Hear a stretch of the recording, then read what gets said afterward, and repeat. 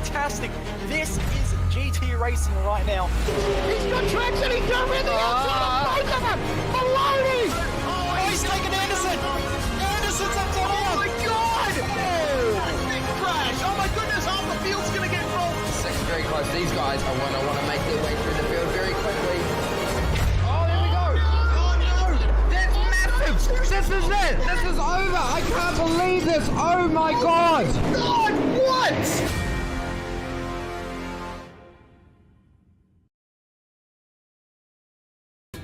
This is the world's premier online racing simulation.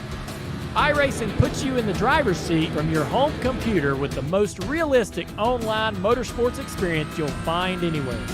Race virtually in the world's biggest events with officially licensed series, cars, and tracks. From the high banks of Daytona to the blistering speeds of Indianapolis, the dirt of Eldora to the world's most legendary road courses. It's all here, and with more than 180,000 people just like you already driving, you'll always have someone to race. Ready to get behind the wheel? Sign up at iRacing.com to get started.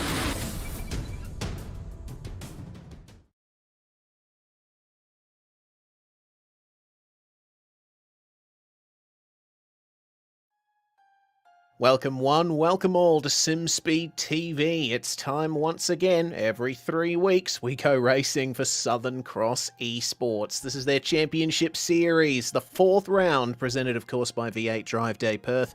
We're racing at Daytona International Speedway, the legacy version of the Daytona road course. Plenty more bumps to contend with and much thinner curbs than are there on the circuit in the real world and on the current version on iRacing. So these Porsche 911 RSRs will certainly be put through their paces. To bring it to you all live here on SimSpeed TV is myself, Reese Gardner, with Dan Yeaman alongside me in the comms box. Jay Kennedy, of course, handling everything behind the scenes and bringing you these pictures as per usual. Well, Dan, Daytona, certainly a wonderful track for racing. Most famous, of course, for being the host of the Daytona 500 and the 24 Hours of Daytona. Here in the Southern Cross Esports Series, we raced in nighttime conditions during the summer series, but we're in the daytime here today, which should change the way the drivers approach things here. It should indeed. So thank you there for the introduction, Reese, and a good evening to you all watching along with us live here tonight, or whether it be on archive at YouTube afterwards. Let's have a quick look here at where Daytona is situated in the real world. They're about halfway between Orlando and Jacksonville on the easternmost coast of the United States, or the strip of Florida here in the United States. And then zoom on down in here to the speedway itself. And so, of course, the road course layout does look somewhat simple, perhaps, Reese, from an aerial view like this, but a tried and tested and world-renowned circuit, virtually and in real life, for both indeed. It's oval racing, but of course here tonight, the road course, which plays host to that Rolex 24 on this configuration every January for many a year now, at least, yeah, well, quite some time now. And tonight, GTE class cars, the Porsche 911 RSR, certainly no stranger to this venue. Season opener for American sports car racing, and the RSR certainly familiar with that racing indeed. As we then switch over to our in-game view from this lovely long-range top-down shot there, Reese, at grass looking nice and green here today, which I think is nice and sunny out there today indeed. It's quite warm at the moment in-game, but we'll see how that plays out as we're currently in the middle of qualifying, and of course 2 races to come straight after that. Fun fact, that rectangular lake in the middle of the track was created because of the earthworks used to create the banking. All of the earth that used to be there now forms the underform of the banking here. As we check out the championship standings here, Tyson Broad, of course, in the lead of this championship. Gianni Lutsu recently having a bit of a good comeback last time out at Okayama, with Rob Crisdale not that far behind as well. In 3rd place, Trevor Hearn in 4th, and definitely taking advantage of some of those reverse grid races that we have had. But it's definitely looking close for 5th, 6th, and 7th, Dan. Have a look at Jewel, Watts, and Edwards. That is going to be the scene of quite some changes here tonight. Oh, absolutely indeed. Don't you worry about that. You're not wrong to point it out. 2 points a gap between Jewel and Watts. Another 2 points between Watts and Edwards. only 30 points back there to Mike Pepper in 8th, who's then only got a 1-point margin over Alexani for that 8th place, and another 7 points back to Ray Oliver to round out the top 10. So while the gap is looking a little better for Tyson at the front of the field, and similarly between Gianni Lutsu and Rob Crisdale there, just third on back, very much in doubt and could change quite drastically as over the course of this evening for sure. Obviously, the regulars are starting to make their mark in this series by this point in the season, but, well, it's a high-speed track, plenty of drafting opportunity, but that also comes with plenty of risk around here. So, indeed, keep our eyes open. And after what happened at Okayama as well, Reese, last week, particularly involving Gianni and Tyson, 2 separate incidents within 2 corners there, well, anything could happen here in this series, and, well, I expect tonight could certainly serve up more of the same. There is the format, of course. Extended race lengths when compared to the summer series run across the end of 2021 and the start of this year. 20 minutes for race 1, 40 minutes for race 2. The top 12 from race 1 start in reverse order for the second race. And there is a compulsory pit stop for 4 tyres. You must take all 4 when you come into the pits. And something of note for the drivers, if you're unfamiliar with this series, you cannot pit in the first 5 or last 5 minutes of the race. So once the 5-minute mark is hit, that is the opening of the pit window, closes when you get to 35 minutes done in the race. So let's begin here with... Apologies there, folks. It's issues there with Reese Gardner on the call here. Hopefully get him back in a second. So just you talking... guys able to hear me? Yes, pardon me for interjecting. So yes, we can hear Reese in the commentary box tonight, but we're just trying to confirm that he's coming through on broadcast for you this evening here as we're talking in the middle of the race formats. Yeah, I'm not too sure what's going on there. It seems we're having a few technical issues behind the scenes. It sounds like it is coming through on the broadcast, though. We do apologise for those slight audio issues on our end, but we will try our best to bring you the action here tonight. Currently in qualifying, it is Brody Watts who is leading the way. 1 minute 43.76, and not that far ahead of championship leader Tyson Broad. There's 0.04 separating them, and it actually looks like it's quite close up the top as well. It seems that the high 43s are very populous there. The entirety of the top 6 covered by just a couple of tenths. Yep, and no surprises there. I'm seeing plenty of drivers backing out, trying to get better draft runs for their laps here tonight. Of course, fixed setup here in the Southern Cross Esports Championship Series, and I was informed by Tyson Broad in a bit of conversation about what to expect tonight, is that they're running a high downforce configuration, which if you had the liberty of open setup for this venue, of course, that would be quite unusual, and but nevertheless, that's the way it rolls around here, and I believe it's a single setup for the season. So, got to make do with what you got. And, well, that will mean drafting will be even more important here, because you lose that toe, you become a massive block of a massive block when it comes to the airstream. And so people who can get up behind you, they will certainly be able to take full advantage of that. So, clock ticking down here in qualifying, Reese, and that 140, high 143 bracket, but even just beyond outside that, you're looking at the next 4 cars, which finish up our top 10.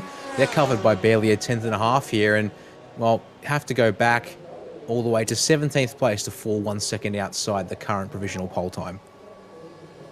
Indeed. Well, very close times here tonight, and with just over 5 minutes to go in the session, now is the time to really get your laps in. In terms of track temperature, it's looking like a pretty warm track out there, 41 degrees Celsius. And we're currently in the mid-afternoon, late afternoon here in virtual Florida. It's just coming up to 4:20 p.m. virtual standard time. You can see many drivers trying their best to get the draft in here along the tri-oval section of this Daytona International Speedway.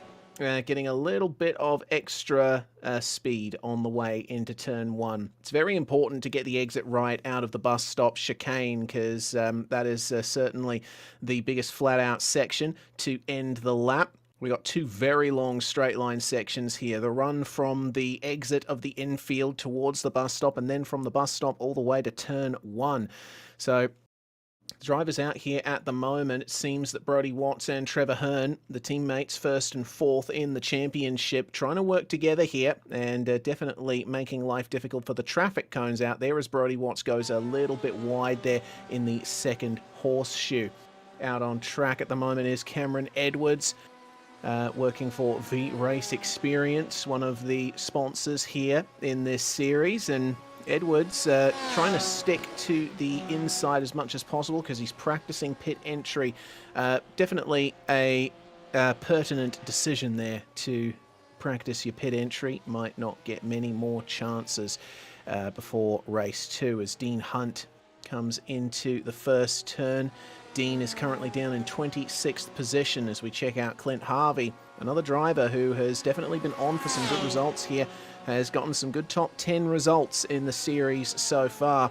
Let's see if he can improve here. 1 minute 46.939, and that lap didn't end up counting. I think that might have been an out lap there for Clint Harvey. Stick with him here, because we'll see how this lap goes for him. Many lines you can do through turn 1. Yes, it is very true to point that out as we watch down here into the International Horseshoe. A bit early on the apex there, and that's going to mean a little bit of a wide run on the exit, but we'll keep an eye on what his sector times look like around here. There are 5 sectors on this virtual layout of the course. So it looks like sector 1, 15.4 for the number 10 entry here, and 17.6 for the second sector on this particular lap, and then 11.5. So looking decent so far, and actually might be able to improve on the drivers around him, but I'm not seeing any personal bests race, so we'll have to hold that thought for a second. He's on to the oval he comes, and now here comes that run up to top speed. Well, one of the runs to top speed here, and no draft for Clint this time by, but that does give you the opportunity to focus on getting just a clean lap in, even though it will hurt in this particular part of the circuit, as every bit of straight line speed will help. 265 kilometers an hour just onto the brakes here for the bus stop. Get it in, touch those curbs. Don't go too wide though, because you will incur the wrath of the 1X, or worst of all here at this circuit in particular, the slowdown, and then back down to the yellow line, round NASCAR 3 and 4, and keep that foot pinned and don't wobble around. If you can try and hold it nice and steady, that would help. But this is, of course, indeed, you said, race, the 2008 scan of Daytona, and it is certainly a bumpy track to try and hold a steady car here as he brings the car to the line a little faster across the line, 45.296. Unfortunately, that is not an improvement on his time that's currently on the board, so he'll have to go again, and he's just got enough time to try and get one more lap on the board here, since we will have a harder cut due to the heat session in use tonight as we check out Tyson Broad, and this will be his final lap for the session here, race. Indeed, Tyson Broad is the championship leader. I apologise for my erroneous call earlier, calling Brodie Watts championship leader, but Watts did have a good result in the championship last season. He finished second in the standings. Peter Biancucci, meanwhile, in his bright blue WMB Sim Sports entry. Fantastic looking car indeed, one of my favourite liveries, but it's hard to pick a favourite. There's so many wonderful looking cars out there in this series. Coming up to 1 minute 44.959, and that might not be an improvement there for Biancucci. It isn't. He's currently about 5/10 off his pace, and that's a bit of oversteer in the middle of turn 1. Very easy to get the rear end of the car loose in the middle of that turn. Very sharp apex indeed. David Hughes bringing it in to the bus stop. And if you're used to the current layout of Daytona, you're probably thinking, goodness me, where did the curbs go? Because there's not much in the way of curbage in that section of the circuit on this scan. David Hughes in car 75, currently down in 19th position. 1 minute 44.7 is his current fastest time. Will he be able to beat that, gain a couple of tenths, move up about 5 positions? 1 minute 44.7 there for David Hughes. That is 7/100ths off his fastest time as of right now. And that's the last chance he's going to get, as there's only 3 2, and 1 seconds to go. In qualifying, the hard cut comes into effect, qualifying is over, and we can get into the 20-minute sprint race to start off tonight. It is a rolling start here at Daytona International Speedway. The grid will be headed up by Brody Watts and Tyson Broad. Brody Watts taking pole position. He'll be very happy with that. Trevor Hearn and Alex Zani on the second row here. Gianni Lutsu and Mike Pepper will round out the top 6. In 7th place, it's going to be Robert Crisdale, looking for some good results here with Justin McLean alongside him. Jesse Butler and Anthony Jewell are 9th and 10th. Then it's Sam Dalrua and Brandon Levin who round out the top 12. 13th place for race number 1 tonight. It's going to go to Carl Ridley. He's got Cameron Edwards on his outside for 14th place. And then Peter Biancucci, we were just checking in there at the end of qualifying. 15th place start for him with Clint Harvey alongside him in the number 10 for 16th. Ray Oliver and Jake Burgess, 2 milliseconds in between them. We'll share that 9th row to start this first race off here tonight. It's David Hughes out of position number 19. He's got Joe Capone alongside for 20th place. Ashley Dodgson for 21st. Neil Woodburn for 22nd. And then Nathaniel Coburn and Grant Johnson to round out the first of our 12 rows here tonight. A couple more drivers in the field. It's Ross Thallon and Ben Breyer out of 25th and 26th tonight. Dean Hunt and John Lee for 27th and 28th. Franz Esterbauer and Barry Punter. That is it there. Franz Esterbauer and Barry Punter rounding out your field. So a full 30 cars will be taking to this first race tonight, Reese. And 2 members of race control will be standing by with the Porsche Cayman GT4 if necessary this evening, but everyone looks to be on the grid, so we just have to wait out the last couple of seconds here before we get this full pace lap underway here tonight for race 1. Yes, now it's going to be a bit of a point of contention here, the actual race start, because it is a very long run to turn 1. And you stand a chance of getting a very good run on your rivals if you get on the throttle early. Of course, you don't want to pass anyone in other rows before the start-finish line. Otherwise, you will incur an automatic penalty. Looks like a couple of drivers having issues getting started there. It seems that Brandon Levin was having some trouble getting his car into gear, but he has managed to get it going. And we have plenty of time to form up. But once the drivers come off the banking of NASCAR Turn 4, that is when they might hang back a little bit, allow the safety car to pull away from them so that potentially Brody Watts can get on the throttle early and get a big advantage on his rivals coming into the first corner.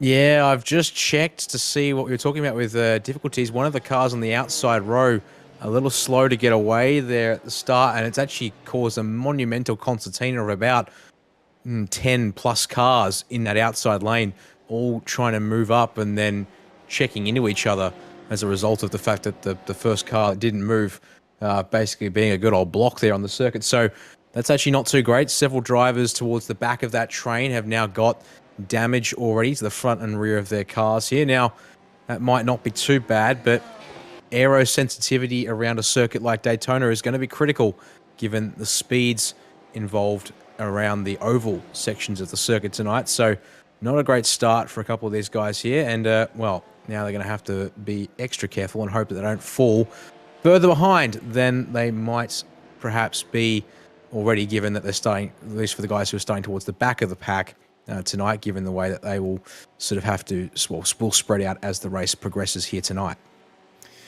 Good point that you raise about aerodynamic sensitivity, because we are racing in a GTE machine, GTLM if you're coming from the North American side of things. These cars much more evolved and purpose-built than a lot of GT machinery out there. They are obviously very heavy on the aerodynamics. You can see how big the diffuser is on the Porsche 911 RSR, a car that's actually caused a bit of controversy when it was first brought in, because Porsche, of course, has a history of running cars that have the engine in the rear all the way over the rear axle. They moved the flat six engine forward a bit to make more room for a bigger diffuser, so it's effectively a mid-engine car now, and for Porsche purists that wasn't exactly a welcome thing. But It is a beautiful sounding car, to be sure. Very fast and looks wonderful out there on the circuit. I've certainly enjoyed driving it in the past myself, and these guys are going to have a lot of fun around virtual Daytona, I would imagine. It does seem that they are keeping a close distance to the safety car, and I think it's going to turn out to be potentially waiting until the green flag for Brodie Watts. Let's see what he does here once the pace car decides to pull into the pits. It's going to be an out-and-out sprint here, only 20 minutes, no required pit stop for these drivers, so it's going to be all-out racing from the green to the checkered, unless, of course, there's a big pile-up, and, of course, the safety car comes out thanks to 24/7 sim services. Pace car is in. Brodie Watts being shadowed by Trevor Hearn. The teammates will want to work together here, and Watts goes early there just before the green flag flies. We are racing at Daytona for the Southern Cross Esports Championship Series, and it's a great start for Trevor Hearn, but he's on the brakes a little early. That allows Tyson Broad to get back into second place as they come into turn one for the first time. Big oversteer moment for Trevor Hearn as well. That almost caused a crash there. He's got a lot of pressure on from Gianni Lutsu. There goes Lutsu up into third in the first horseshoe, and it looks like he's gotten the exit down as well, but it's side by side for the lead. Watts trying to get past Tyson Broad. It's not happening. He has to yield before they get into the kink, and that's a turn that you definitely don't want to go side by side in, as Gianni Lutsu is making no secrets of his desires for this race. Already trying to make his way up into second there versus Watts, and very late on the brakes, but there was a little bit of contact there, and Gianni Lutsu sent a little wide as they come onto the oval for the first time here. Yep, it's getting a little bit hectic up and down the field, but no trouble there at the exit of turn 6 there. I believe it's Ashley Dodgson. No, Dean Hunt, pardon me, is actually, Dean Hunt, pardon me, has had a separate issue of his own, a little slow around the banking there in the Mindset 47 machine.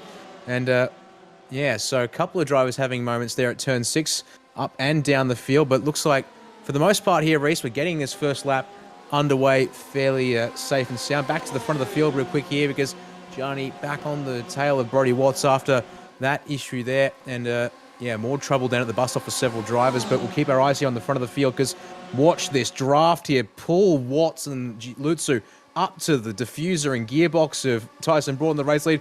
We're going to go 3 wide across the line here for the start of lap 1, and it's going to be Brodie Watts to get back into the lead of the race here, but Lutsu is certainly going to try and commit round the outside under brakes. It's bumpy. It's the long way around here, Reese. And I think he's just going to fall away on the crest outside there. And Brodie Watts retakes the race lead there at turn 1 for the start of lap 2. No anti-lock brakes in the Porsche 911 RSR, so got to be careful in the braking zones, as that was a pass made by Anthony Jewell on Alex Zani. Jewell getting up into 6th place there. He ended up starting the lap in 8th, so it's been a pretty profitable lap 2 for Jewell so far. On the brakes very late indeed as he tries to catch up to Trevor Hearn there. The battle for 5th certainly on. Battle for the lead on as well. The draft is meaning that these guys are very close as well. That was a little bit of an issue for, I think, Kyle Ridley. He had to make some room for Brandon Levin there at turn 6. They just avoid making contact, as now Ridley has to face up against Ray Oliver in that new livery that he debuted last round. One of the cleanest looking cars out there for Ray Oliver. Instantly into the draft is Kyle Ridley to try and get that position back. It's the battle for 13th. Yeah, there is no defense if you get hung up on the high side and there's no one in front, and it even allows the guys behind to press on and try and close up on Ridley here, but he's going to have to stay single file a little deep through the middle of the bus stop there. And in fact, that's actually going to open the door to Cameron Edwards up the inside here for the 46. And once again, that's Ridley just going to get left out to dry, and watch them all come by as we jump on board with Clint Harvey in behind Edwards. So there goes another couple of spots for Ridley. So it's been a bit of a shock. We're 3 wide up ahead. This time it's Justin McLean, Jesse Butler, and Mike Pepper. They're going to go across the line as they are, and it's going to be McLean in front. Pepper slots in behind, leaving Butler up on top this time. And oh boy, it's the opening couple of laps of a sprint race here, and well, yeah, certainly. Behind. Oh, indeed, trouble there. Clint Harvey has gone around, and Peter Biancucci has got some damage on the rear of his car, so looks like they're going again, but oh, trouble there. Oh, Biancucci just bumped over the curb. That's almost taken another drive with him in Grant Johnson, but they all keep going there through turns 2, 3, and 4. And oh boy, a messy run there at the start of lap 3 as we check back in with Butler, who's now on the back of Justin McLean to try and pressure that spot. Up the inside goes Butler, late under brakes, door open, but he's not able to seal the deal there, and a good drive around the exit there of McLean. He's able to hang on to the spot, but of course we'll be under pressure once we get back out on to the oval. Replay of what happened there at turn 1 thanks to Virtual Racing Tour, and oh dear, Reese P and Gucci there on the outside, way too hot, and just runs into the side of the other car there. Apologies, I've just mistaken there who got Mr. involved in Harvey, that one. I believe. Yes, that would check out. Unfortunately, Clint Harvey has just had an issue at turn 6 all by himself for good measure. But back to live pitches and back to the front of the field because Brody Watts and Gianni Lutsu are certainly still going at it here.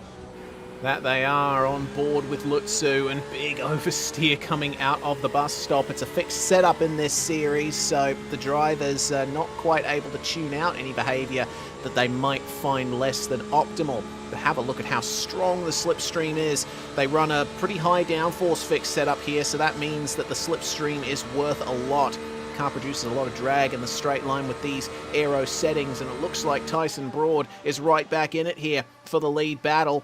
And it's going to be Lutzu in the lead. Brody Watts getting on the brakes early. Broad almost going off the circuit there in turn 1. Picks up the throttle. It's going to be side-by-side through this very narrow section. Side-by-side contact, and it happens again. And Brody Watts and Tyson Broad come together. Oh, no. Watts going for a spin there. They bumped off each other through the chicane, through the S's to start off the lap. That's the part where the track really narrows up. You can't afford to go side-by-side through there if you can help it. So Tyson Broad falls down to 6th and Brody Watts all the way down to 21st. Here it is on the replay. So Broad sticking it around the outside of turn 1. Watts trying to keep the position, and oh man, what do you do in a situation like that? You've got to keep it on the tarmac, but the track's just so narrow there. Yeah, a bit of a hip check, which I think was amplified thanks to a bit of netcode for good measure between the two of them. Looks like also in the meantime, indeed, looks like Cameron Edwards has a bit of trouble of his own whilst we were looking at the replay there. So down a couple of spots for Cameron. In fact, all the way down from P11, unfortunately, back to 19th place. So we'll have a quick look at that one there on replay. So down into the second of the hairpins, and unfortunately all by himself, locks the brakes, trying to pull it up in time, and then is facing the wrong way on the inside. Thankfully, though, able to get that one back. That's Brandon 11 and, pardon me, Mike Pepper going through the bus stop there as we return to live pitches. Seems like we can't catch a break here, Reese. Deal with one thing that's happening somewhere up the field, and then something else has gone completely chaotic. And again, another opportunity for 3 wide between this time Pepper, 11 and Butler. But I think Butler's going to be a bit pinned in here, Reese, unless that gap opens in the middle and he's got the speed to cut through the middle. Indeed, here he comes, and Levin's going to have to keep the door open. No. Oh my goodness, this is fantastic racing, I have to say, here in this first race of the night. Daytona always turning it up. Butler's going to try and get up the inside of Brandon Levin there. Can he potentially get Mike Pepper as well? As that is a big incident there just ahead of them. Wow.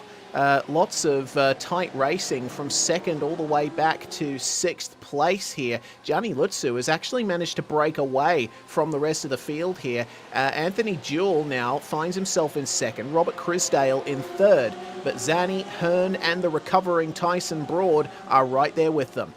Yeah, I wouldn't be too surprised if maybe Anthony's willing to play a bit of rear gunner here for Gianni. Depends, I guess, on how the Racecraft Simulations boys here thinking team tactics and driver tactics for the championship speaking. But obviously Crisdale, he needs to get up there and fight with Gianni because it's all good and well getting points on Tyson here, but if Gianni getting a P1 finish versus P6 for Tyson, that will claw into that gap there. So of course points forward for every driver here, but well, that scrapping has increased the gap to nearly 1.9 seconds. So these guys are going to have to be really smart here.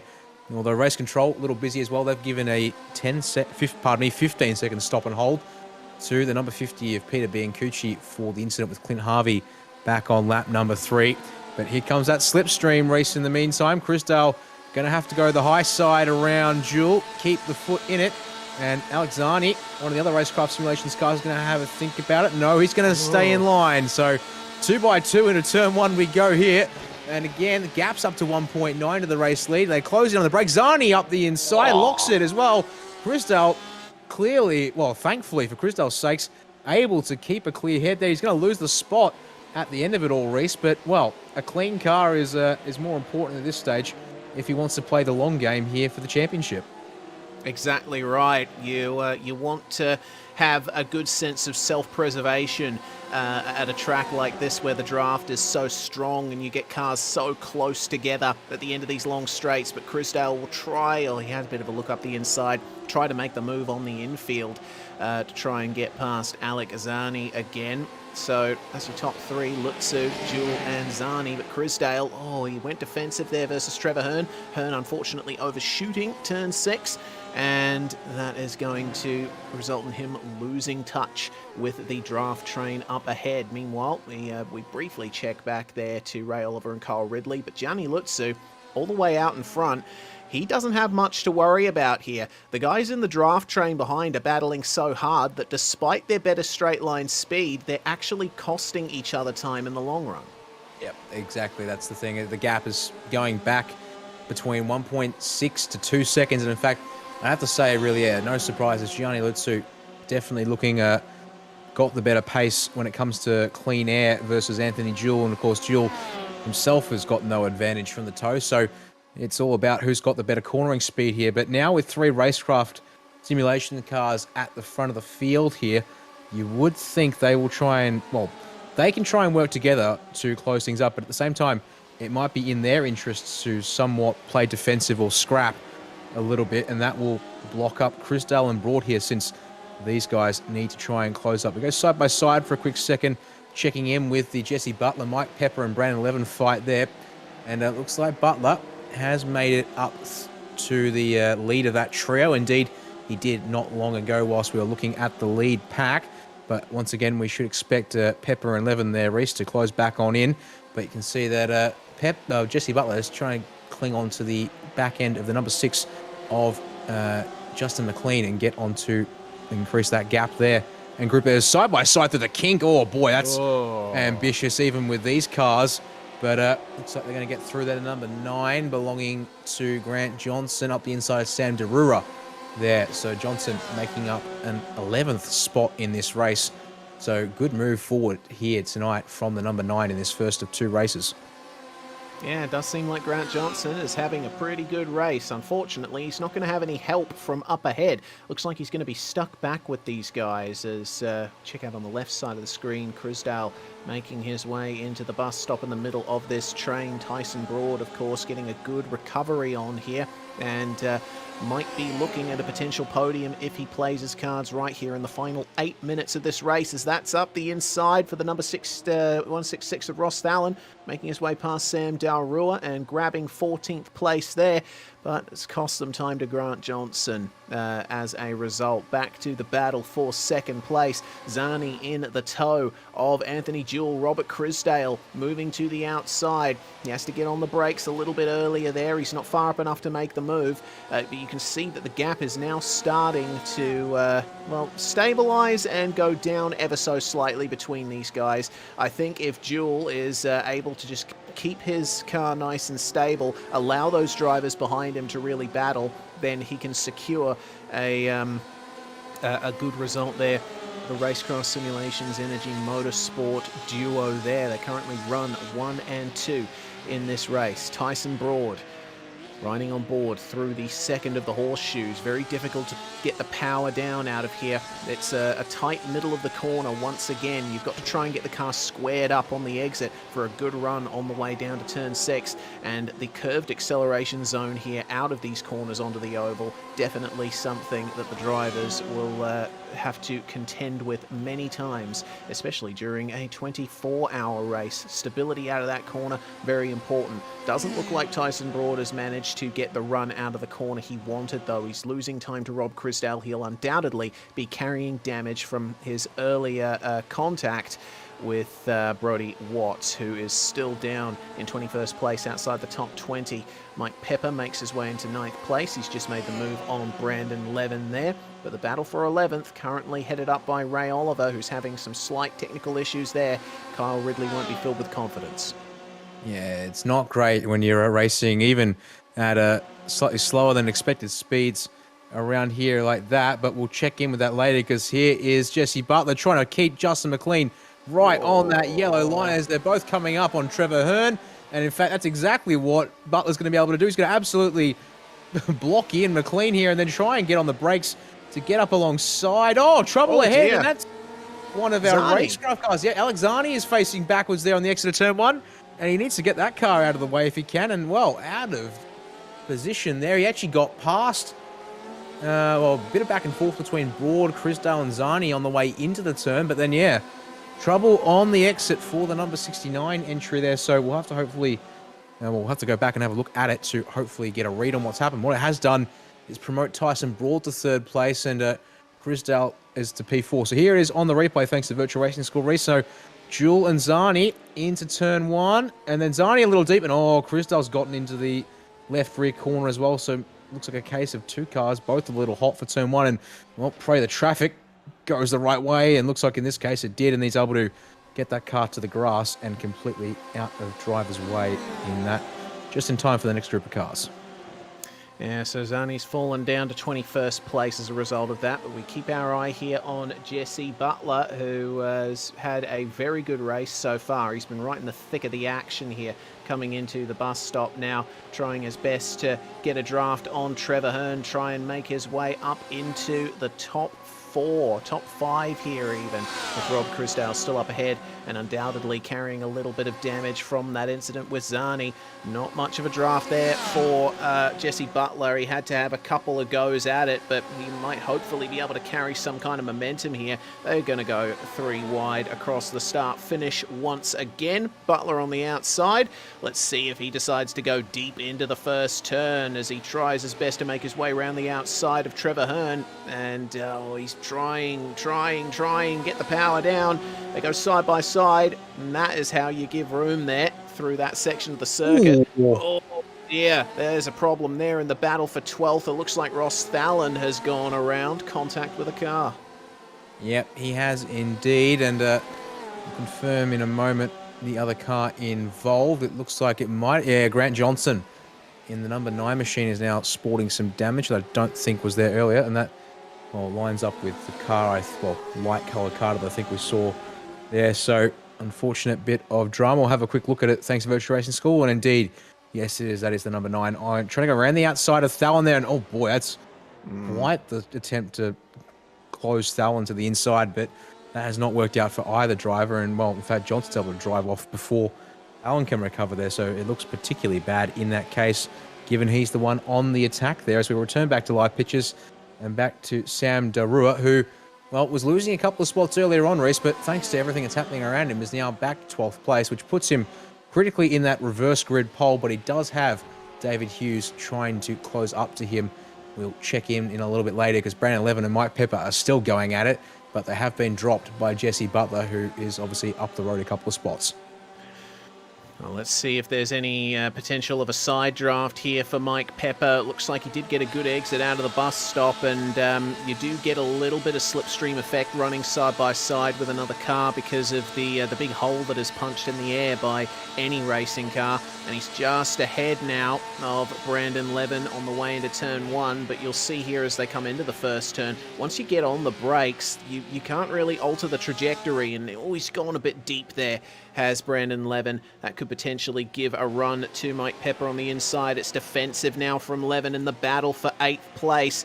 Bit of a wider entry here for Mike Pepper might result in a good result for him, but checking a bit forward, Jesse Butler now trying to go side by side with Rob Chrisdale through the kink, and he manages to get the move done. Chrisdale then has to deal with Trevor Hearn going up the inside of him, coming into the bus stop. Oh man, Jesse Butler, that has been an incredibly profitable couple of laps as Chrisdale, his night has gone from bad to worse, just received news of a penalty there. It's going to be a post-race penalty for Rob Chrisdale for the contact on car 69 as, that's some problems there for Grant Johnson. Further issues there. Already suffering from the contact a little earlier, carrying some damage, and it looks like he's gone for a spin in the infield. Meanwhile, Tyson Broad catching up to Anthony Jewell and trying to get 2nd place. It's going to be the last lap, next lap, as we check out what happened to Johnson. trying to go up the inside of the number 156, I believe, and that's very unfortunate for him.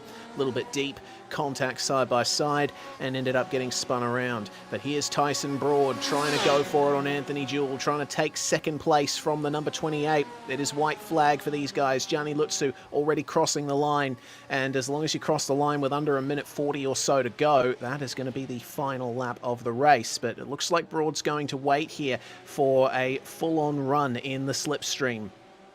Yeah, look, I'm not so sure. I didn't quite catch if he deliberately pulled that early, because he certainly came up from behind nice and early there, Reese, as we watch back in with Barney and continue to check out these drivers fighting across the line. But I think crucially here, how much is the damage there to that left rear we can see affecting Tyson's straight line speed? The rear wing all looks pretty happy, but even a bit of damage to the rear wheel arch, so that is enough to potentially spoil the aero on this car. But this will be critical here out of turn 6. He's about setting up the run here, and well, he needs to be careful. If he's a little bit down speed, he will need to make sure he's not the one leading out of the bus stop chicane. But all in all there, Reese, looks like Anthony Jewell's got some better traction off of the slower turns for now, so it's going to be one heck of a run out of the chicane for Tyson Broad to get back to P2.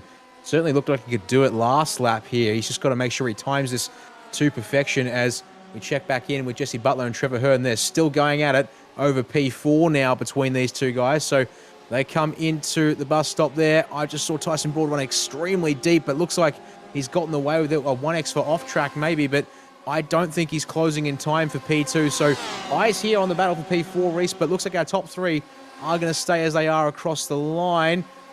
Oh, maybe not. Tyson Broad's getting the draft right at the final moment. Gianni Lutsu will take the win. Here comes Tyson Broad. Oh, he's just blocked by Jewell at the last second. They're going to have to finish the way they are, and the fight for P4 goes to the line. Jesse Butler gets it by a nose. Oh, just by a nose indeed. Wow, what a fantastic run through the field there for Jesse Butler and for Anthony Jewell. 9th and 10th respectively, 4th and 2nd at the end of the race. The battling is still going on here as we see the likes of Sam Daurua, Dean Hunt crossing the line as well there, just behind Joe Capone. Nearly pulled up on him in the slipstream, but just couldn't get it done in time before the line. Oh, wow. There were battles going on all throughout the field there, and we did have a bit of trouble keeping track of everything that was going on. There was just so much action there in race 1. I wonder what that's going to say for the second race of the night, which should be coming up very shortly. But tell you what, they can afford to celebrate a little bit here, these two racecraft simulations machines. Gianni Lutsu, he did run a little bit deep at the second horseshoe on the final lap, and it was a little bit of a scary moment, but he was far enough ahead that he didn't have to worry about it, and will take the win here in race 1 with Anthony Jewell coming home in 2nd place. Tyson Broad is going to come home in 3rd. Jesse Butler with a great run through the field from 9th to 4th, with Trevor Hearn ultimately rounding out the top 5 after a 3rd place start. Hearn certainly had quite a few dramas there.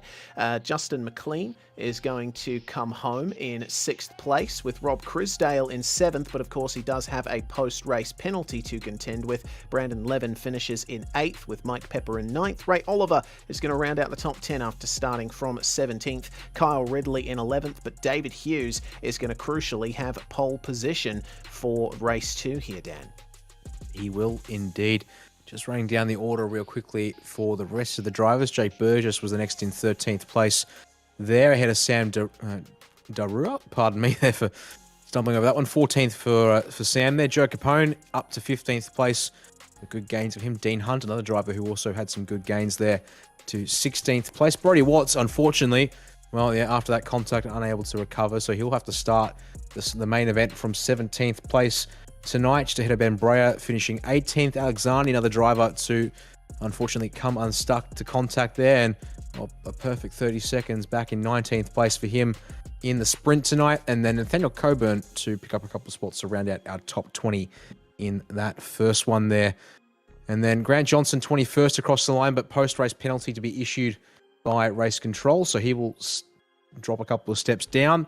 Just confirming also, Robert Chrisdale in car number 8 will also receive a post-race penalty. So he will drop out of position number 7 earlier up the charts. But looking through the rest of the drivers here, Neil Woodburn in 22nd, Ashley Dodgson 23rd, Ross Sellon, unfortunately that late contact there, 24th across the line for him, Cameron Edwards in 25th, also coming unstuck there, unfortunately by himself, if I remember correctly, Franz Esterbauer 26th, and John Lee, the last of our drivers on the lead lap, for 27th place. Clint Harvey, Barry Punter, and Peter Biancucci all laps down, and I believe not taking the checkered flag, in particular for Barry and Peter, but I believe Clint Harvey also not finishing that first race there. So in the middle of the warm-up race, and a chance to, I think, take a quick break from us, but also a chance to thank all of the partners that make this series possible here, thanks to Southern Cross Esports. Indeed, of course, V8 Drive Day Perth, the title sponsor of this series, Perth's greatest driving experience, offering rides and hot laps and specially prepared V8 race cars around Perth's Wanneroo Raceway. You can be the passenger or the driver, and the closest thing you can get to what Australia's best do every weekend. Visit them and book your session at v8driveday.com.au. The series is also brought to you by West Australian Automotive Equipment, specialising in everything you need for your workshop, from hand tools to car hoists and everything in between. Better yet, they deliver Australia-wide. Call them on 9303 9068 or head to automotiveequipmentwa.com.au. Word of Mouth Signs, also a sponsor of this series. Pip Allen, working to provide the best in signs and graphics, doing everything from vinyl wraps for cars, vans, premises and much more, to laser engraving and graphic design. No job is too small. Head over to wordofmouthsigns.com.au or call on 0400 551 555.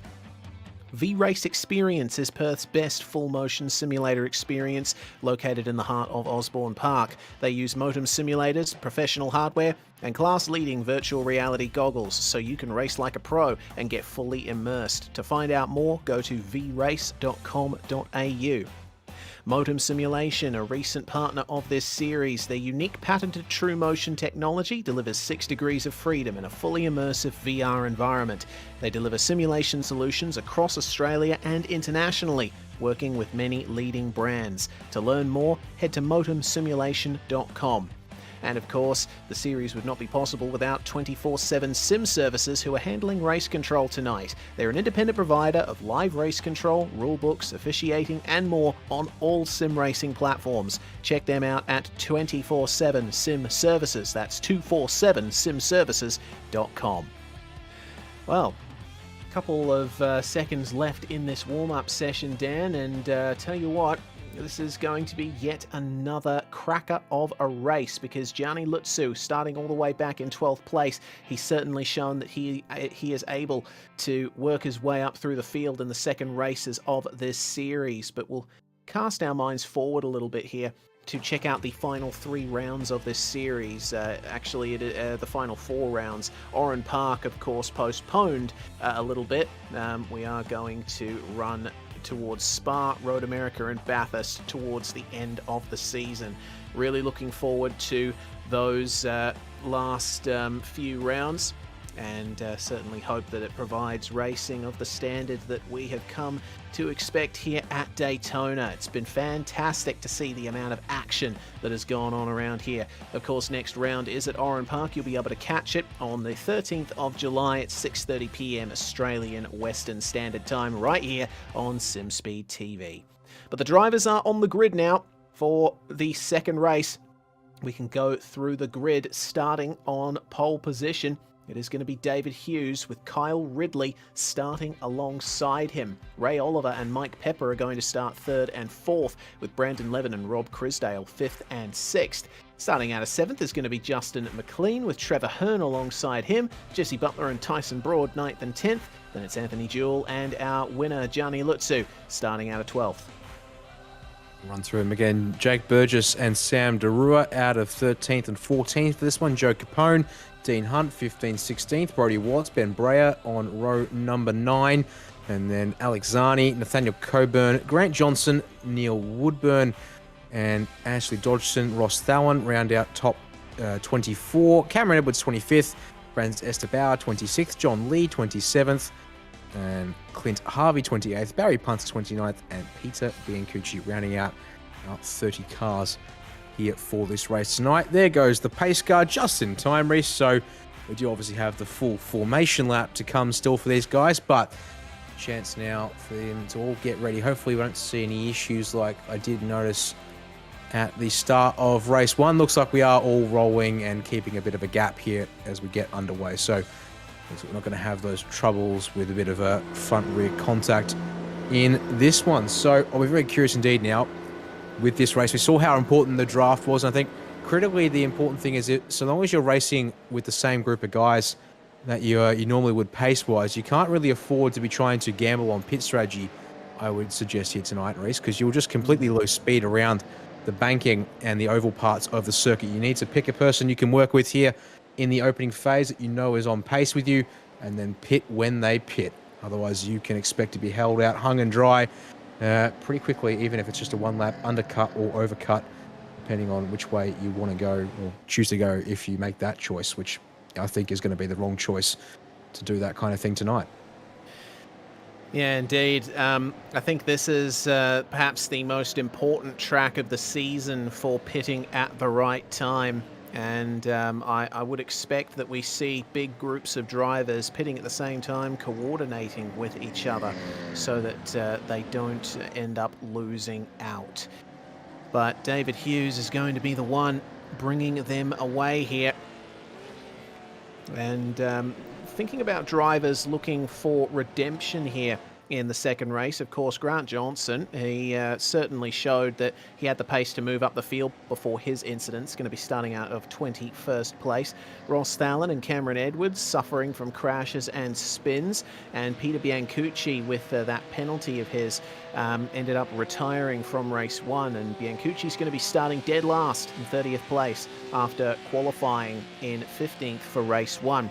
He is certainly going to be looking for positions in this one. But looking back here from Rob Crisdale, starting out of 6th place with a very eye-catching livery indeed, part of the Mindset crew, and hopefully he will be able to avoid any incidents that earn him penalties in this one.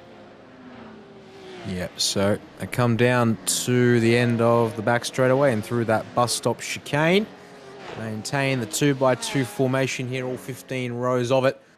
So now we'll see these drivers tighten things back up again, try and minimize the gaps, you would think, as there's not much point in trying to game a jump on the start here because, well, you don't want to give up too much of a slipstream opportunity, and I expect David Hughes as the race leader will probably try and wait as long as he can.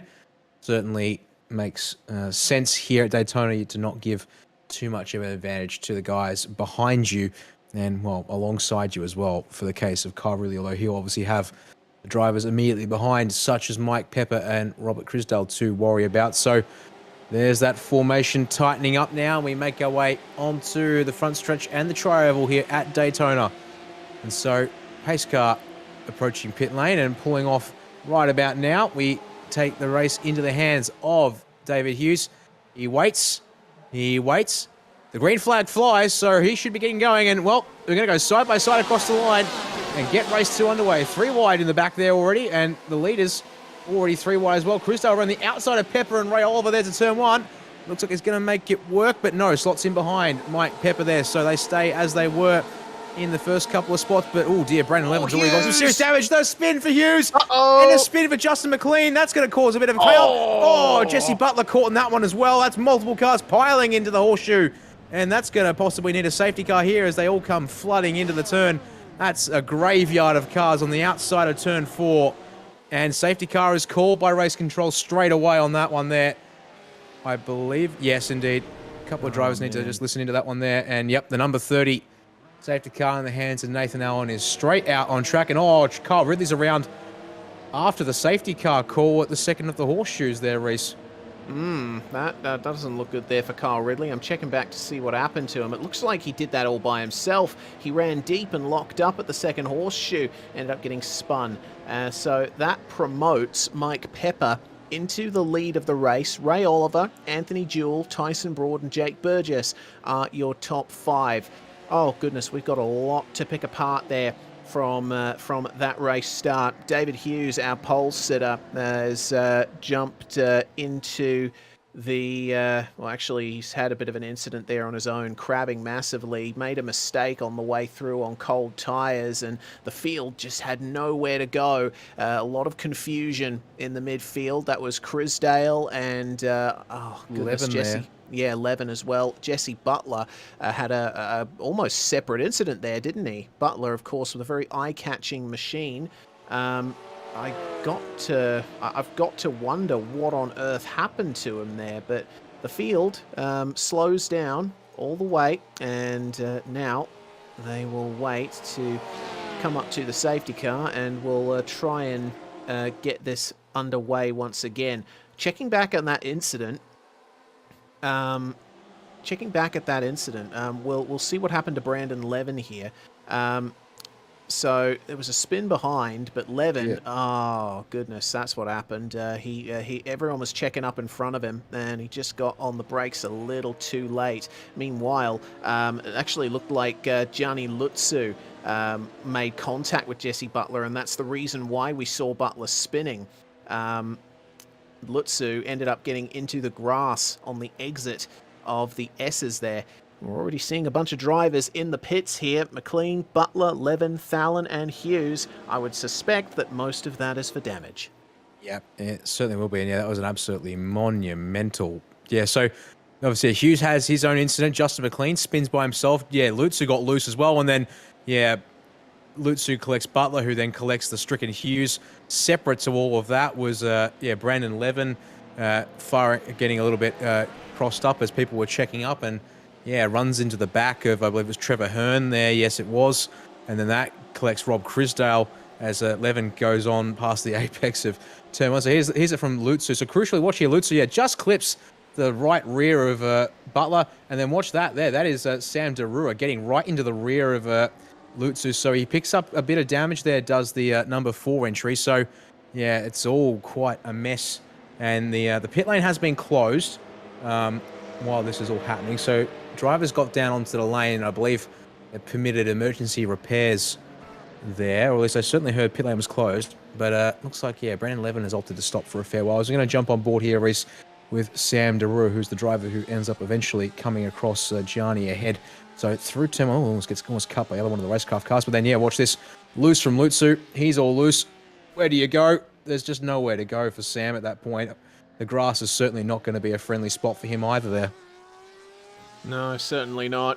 It seems that he escaped without damage that was too heavy, though. So Darua currently in 8th. Lutsu surviving all of that, and now in 6th place, just behind Jake Burgess. But Anthony Jewell, once again, showing that he can avoid the majority of that drama there. He's just behind Ray Oliver and Mike Pepper in the lead of the race. So we'll see if the pace car stays out here for another lap. I'm sure the drivers will be wanting to get things going here, but in just a few seconds' time, the pit window is going to open. Now, question is, if we are staying under safety car conditions, will we see pretty much the entire field come in and get their tyre stop out of the way? Well, guess what's happening? Safety car is coming in right now. Oh, So, right. well, does anyone come for the pit lane right here off the race restart, get it done while the pack is bunched? Because this is also a potential move here. Get it done, and you know you've got clean air for several laps on the group of cars ahead of you, but you do need someone to go down the lane with you here. So there's the safety car down on the lane. We're in the hands of Mike Pepper, and he's got this group bunched right back up as he crawls down towards the tri-oval here. He is waiting for to go as late as he can. In fact, Clint Harvey and Grant Johnson are both going for the lane. They've dived below the line, and they're actually pushing in. Tyson Broad's going to jump out of the queue, follow them in. Now, what's the right move to make there? Tyson Broad slows back down to make sure he doesn't pass the leaders. We're still waiting for the race leader to take the speed up, and there goes Mike Pepper now. So we restart this race, but that's a messy moment there on pit entry, Reese. And, well, this could definitely decide the outcome of the race for a couple of drivers here. But crucially, our championship contenders, particularly in the form of Lutzu and Broad, have split their strategies here at the start of the feature. Yeah, and I think Race Control is going to have a lot of work to do there. I'm not too sure what the status is of the rulebook on making moves like that into the lane, but either way, Race Control is definitely going to be double checking those rules there and assigning any penalties as they see fit. We'll bring you news of any penalties as they come through. So, Pepper leading from Oliver and Anthony Jewell, and Gianni Lutzu making his way up into 4th place now. He stayed out of the pits. Lot of pitters there with the likes of Johnson, Edwards, Harvey and Broad all coming in as Neil Woodburn has a bit of an issue on the end of the infield. Riding on board with the number 28 of Jewell as he tries to chase down Ray Oliver. Mike Pepper has gotten a very good gap on the rest of the field, but we'll see what Jewell can do to try and get past Oliver here at the bus stop.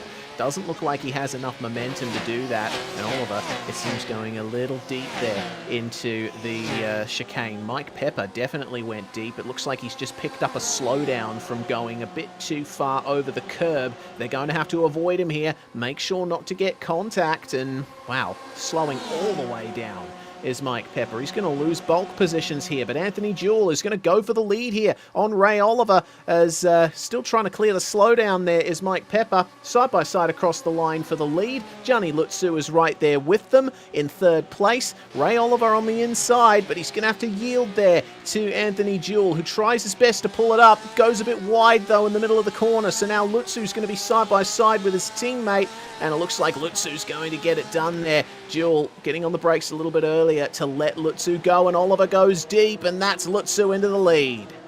Yeah, it's all busy up front. I just actually decided to check in on Tyson Broad and see how he was doing. Of course, our contender with Lutzu for the championship, a little moment at the bus stop actually for him. He's lost the slipstream of Clint Harvey and Cameron Edwards and Grant Johnson, who he was all with off of the restart. That's going to be slightly problematic. Yeah, just a little bit. Oh, careful to avoid contact, real guys. quickly as well, Reese. Yep. Race Control was issuing penalties to several of the drivers for passing under the yellows of the safety car. Those drivers who came down onto the lane. It was, so Grant Johnson and Clint Harvey in particular. And they're actually going to contest that one there. But, I think that's a pretty open and shut case. Like, you're not allowed to pass under yellows. And not given that, they've come down onto the apron and just put the foot down. Yeah, I think that that makes fairly sense there. So just check in with a couple more drivers. And, well, we'll have to let Race Control sort that out because the drivers aren't too happy with accepting that one as it is from what I can hear right now. But we'll see here. And look at this, Gianni Lutzu. He had good pace in race 1, but once again, the draft keeps Ray Oliver with him. And Oliver's going to have his nose ahead here at the line. So back to the lead for the 2-2-4, but Lutzu surely contests this under brakes into turn 1. He does, but Oliver keeps it in there. He does race. And in fact, he might just keep the lead on the exit. It's going to be close, though. It's all about who gets the line and the braking sorted for now. The International Horseshoe, turn 4. Oliver backs out a little bit to make sure he doesn't overrun the corner. So Lutzu back into the lead, but also Oliver back into that draft position as the black flags are coming in now from Race Control. First one, unfortunately, on the block is going to be Grant Johnson in the number 9 entry here. Yep. Well, there we go. First of probably a few penalties coming in, and a bit controversial here to bring things through to round 4.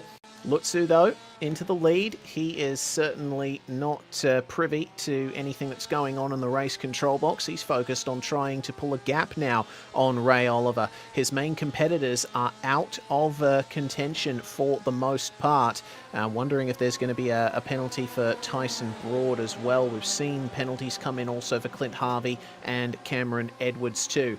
Here we are is Ray Oliver's teammate Jake Burgess trying to get the move done on Alex Zani. He's going to be on the outside here on the way into the bus stop. No chance of making a move there. You'd have to be very brave to go around the outside in the bus stop chicane, but ends up hooking up the exit nicely. He'll have potentially another chance on the next lap. Battle for 4th here. It's going all the way back to 11th place. It's side by side between Capone and Watts just behind these guys as well. Looks like Capone winning that battle for the time being, but Watts might try around the outside coming into the first turn. It's another slipstream moment for Jake Burgess here. Can he outright Alexani? Oh yeah, drama at the front. Ray Oliver. Oh, he smashes into the tyre bundle in the middle of turn 1. Oh dear. All right, so that changes a few things there. It is 1-2 now for Anthony Jewell and Gianni Lutsu once again, but Ray Oliver coming home with a very difficult incident there. Actually looked like he was trying to protect the inside from Anthony Jewell. Jewell came down on him a little bit here coming into turn 1. You'll see it here thanks to our friends at Virtual Racing School. Jewell, oh, yeah, just cut down a bit there. And it's like I mentioned in race 1, as that's a big hit there for Ray Oliver. Once you get on the brakes for turn 1, that's it. You can't alter your trajectory. If you're the car on the inside and you're trying to protect and the guy trying to pass you on the outside ends up turning in a little more, well, you're destined to come together. Yeah, that's certainly something we don't want to see too often. And, well, I think, to be honest, it looks like a pretty open and shut case there. With respect to who's unfortunately at fault for that one. But we'll wait to see what race control say and do about that as Brody Watts up the inside of Joe Capone there into the bus stop.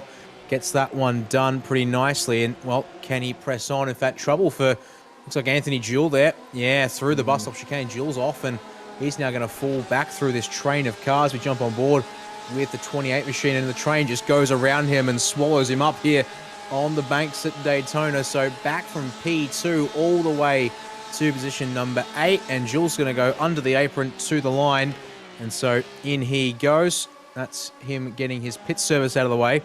Now at least checks off part of the box, but well, probably still a penalty to come, I would think. We'll have to wait and see though as we continue to watch this group of guys scrapping over. It's now 3rd on back, but also I think critically talk about that, the guys up front.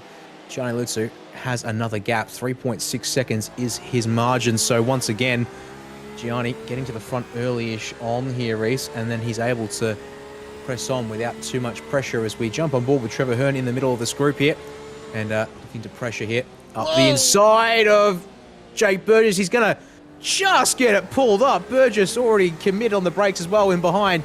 Isn't able to crisscross Hearn there, but oh boy, talk about leaving nothing on the table when it comes to the remaining track surface left to use there. Yeah, quite the dive there from Trevor Hearn, and I think credit to Jake Burgess for seeing him coming and not turning in, because that certainly could have turned ugly. But Hearn now trying his best to make up places here. He's up 2. Mike Pepper just ahead is down 1. Number 28, contact with the 224, lap 6, drive-through penalty for Anthony Jewell. Yeah, fairly open and shut case in my opinion as well. So that one will be a serve penalty. Now, crucially, Anthony Jewell has come out a long way behind Tyson Broad to the tune of 6 places and about 20 seconds on track, as we just quickly check in there again. Trevor Hearn up the inside of Jake Burgess, and yeah, just getting it pulled up. Now, that's important because he was not... Oh, 3 wide again into turn 1. This time, it's Alexani. Oh, geez, Brody Watts and Joe Capone there. They all sort themselves out there, but that was having the car dancing its way down to the line there. So, oh boy, it's getting a bit dicey up front. That's late on the brakes from Capone. Ouch. In fact, I think he's gone around as Capone. And in fact, he's all the way down in the tyre bundles. Oh, dear me. That's gone from looking decent there to not so great there for the 111 car. He's going to have to rejoin and slot in behind Kyle Ridley and Ashley Dodgson. So that move there, unfortunately. I'll have a quick look at it again, Reese, on the Virtual Racing School replay. And just, yeah, too late on the brakes for the International Horseshoe. And Brody Watts, a very lucky driver to avoid getting taken along with him there. You can see that Capone actually opened up the steering there to try and go to the left. He didn't want to take out Watts on his way into the braking zone. Speaking of Brody Watts, here he is in the draft of Alex Zani, who's having a fantastic race, up 17 places. It's up 14 places for Brody Watts. And have a look at the strength of the draft there for Watts as he makes his way through on the run up to the bus stop chicane. Zani has not much choice there but to yield to the 949 machine, and a big oversteer moment coming through the bus stop for Zani. Very difficult to keep the car straight through that section of the circuit, especially with the bumps here on this oldest scan of Daytona International Speedway. But Zani looks like he might be able to come back on Watts here. Will either of them go into the pits this time? Doesn't look like it. Watts is going to have to defend from Zani here into turn one. They are side by side across the line, separated by absolutely nothing. Oh dear, Watts. Oh God, they get so close to taking each other out every time on the way into that first turn, no matter where you look in the field. To be honest, I'm a little surprised they both went 110% air on the brakes because, well, if you want to try and make up time as efficiently as you can to Gianni, who's currently out ahead by himself, he's just cleared some lap traffic there, which is the number 440 of Barry Punter, who's just gone off behind Gianni into the fence. Thankfully, he's off track. So the next group of cars there will go on past him without any dramas. But, well, it's the kind of thing that you don't need when you're trying to chase down a race leader who's on his own. But it feels like the most efficient way for these guys to do it is if they're going to get alongside, the driver being passed needs to yield so that they can just slot in, maximize the cornering speed, and then set up for the next drafting opportunity. Whereas it looks like here around this first part, NASCAR 1-2, and then through to the bus stop race, the driver in the rear is closing in, but not really getting a passing move done all that often here at the front of the field, at least.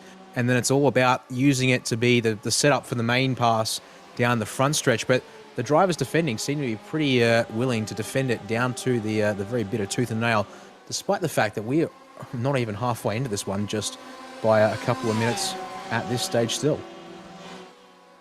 Well, man, this has turned out to be quite a dramatic race so far, and as you say, we're not even halfway yet as Lutzu continues to lead. There goes Alex Zani into the pit lane. Now, this is going to be an interesting decision here. I wonder where he's going to come out and if he's going to have anyone to work with here. That promotes Brody Watts, Mike Pepper, and Trevor Hearn, the trio we watch now, into second, third, and fourth. And Pepper is certainly going to be having a difficult time of it there in a 949 sandwich. Meanwhile, Crisdale and McLean fighting over 19th place. Those guys pitting a bit earlier, and I think they might be okay for pit strategy here. There'll be a couple of the guys to watch for sure, but we'll see what they can do here as McLean tries his best to round up Rob Crisdale in a straight line. They will stick to the inside as much as possible, and it looks like there goes Crisdale, so he didn't get his full service out of the way in the window. Looks like Alex Zani still in the lane. That's a 41.6 second stop for him, and I think that is roughly in the ballpark for what we could expect for a four-tyre stop.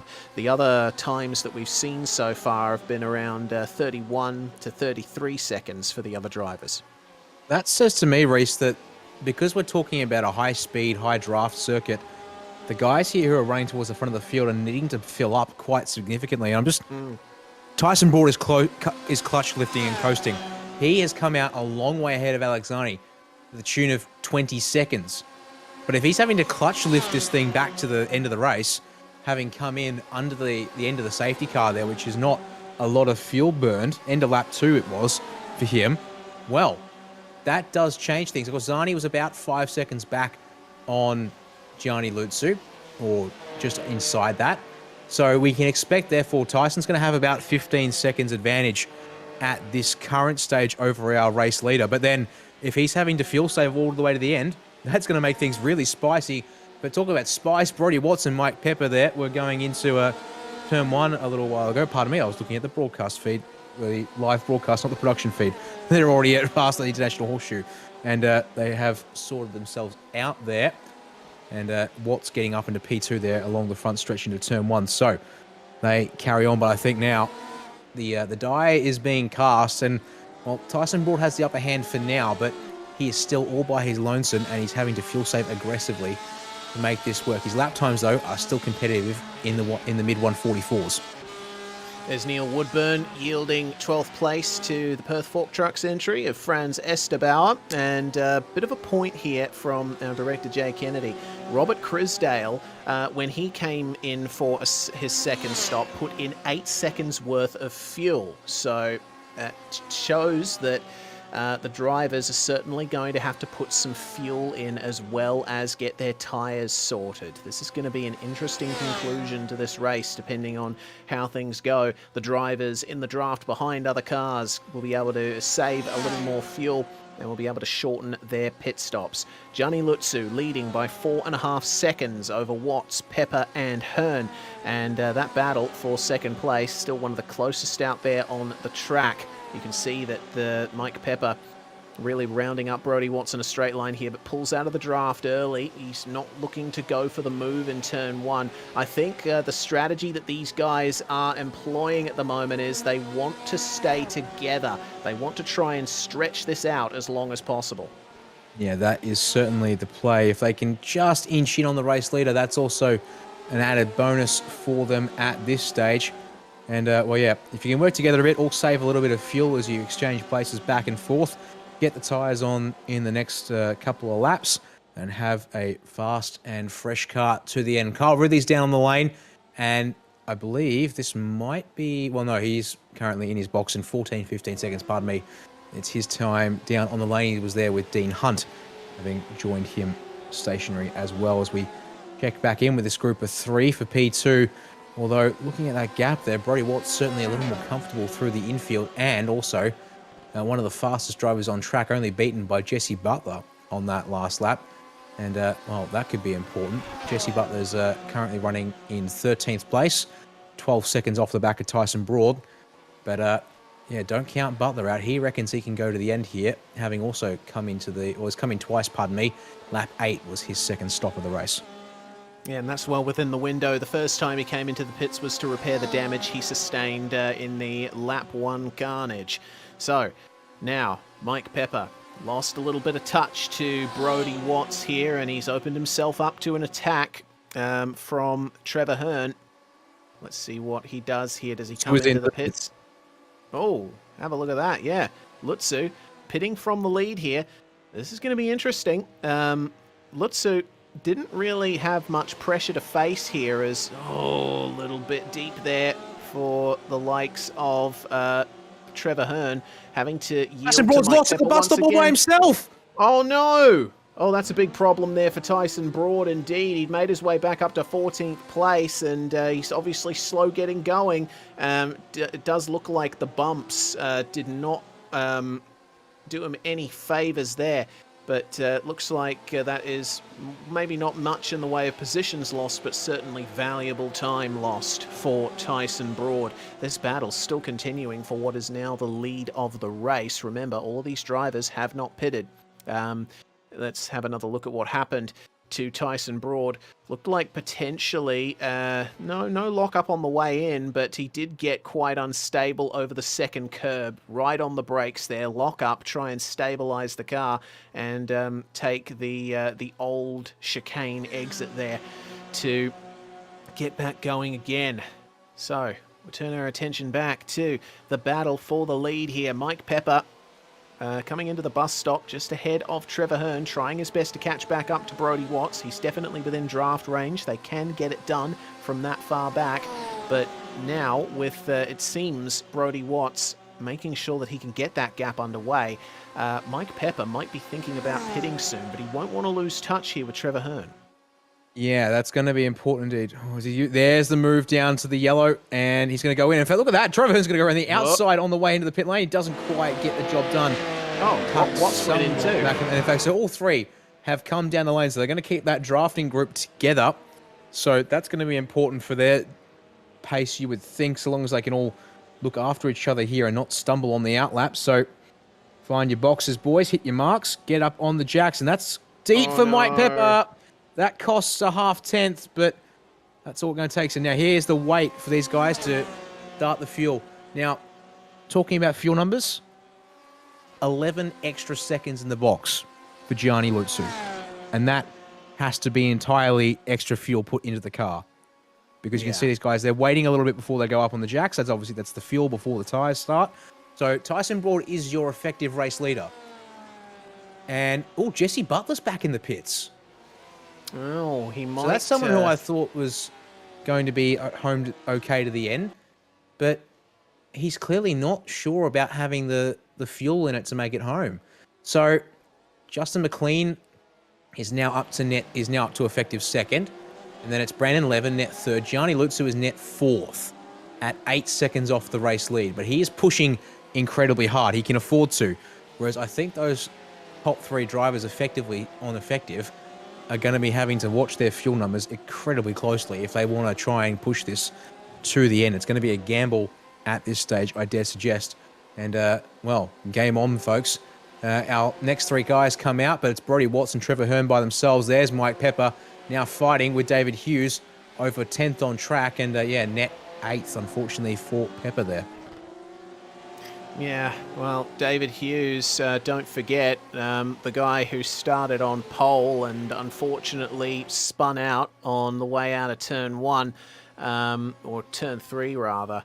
And I think it's good that he's been able to work his way back up into 11th place despite that damage he suffered, as we have Sam Darua, Ashley Dodgson in the pits, and that means that everyone will have taken at least one pit stop here. So that's going to reset the field. And it's going to be an out-and-out race to the end here. Tyson Broad and Justin McLean, they both pitted 12 laps ago when they crossed the line. But we're not sure if they're going to have the fuel to make it to the end. 12 minutes to go. Do they have enough in the tank? Let's see if Tyson Broad lifts off here. Actually, looks like he wasn't doing... Yeah, he's not doing any lifting and coasting at the moment, is Tyson, so maybe he's saved enough. Or maybe he's realised he might have to come in for a second stop and he's just trying to go as flat out as possible and find himself some time out on track.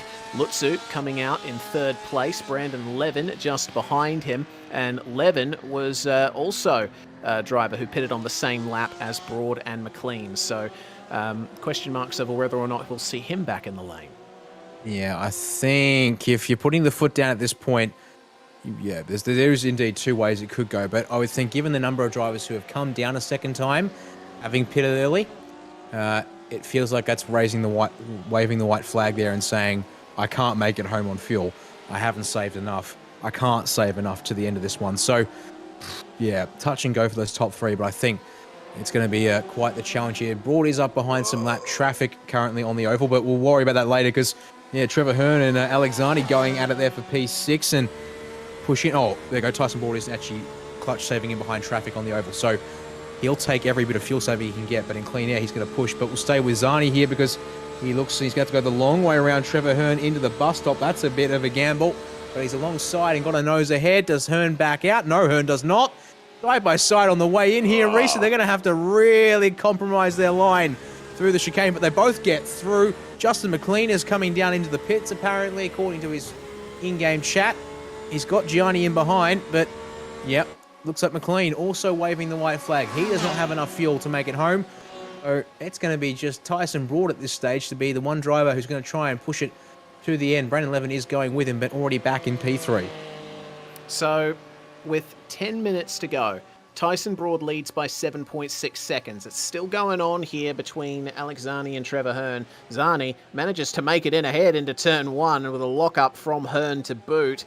Wow, that was a very brave move around the outside there. The battling's still going on just behind for 7th. It's Hughes, Oliver, Hunt and Ridley. Hughes, of course, had to come in a second time just a couple of laps ago. Let's see what the number 47 of Dean Hunt can do in the midst of this pack.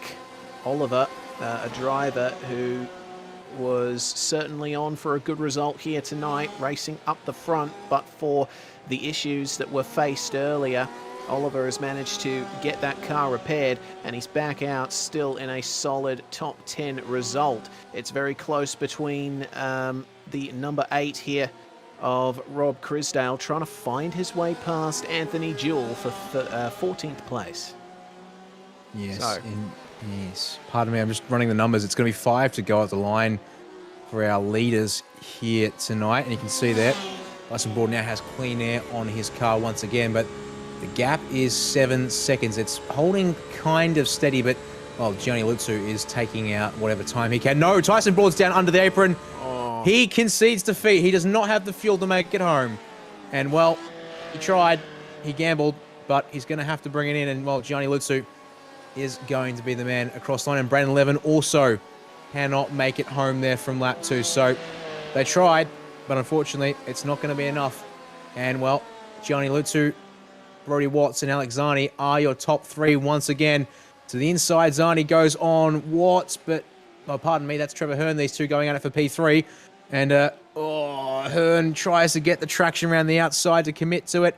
He does get just enough, it seems, there. Reese, he's going to have the inside for the horseshoe, but Zani late on the brakes into turn 4.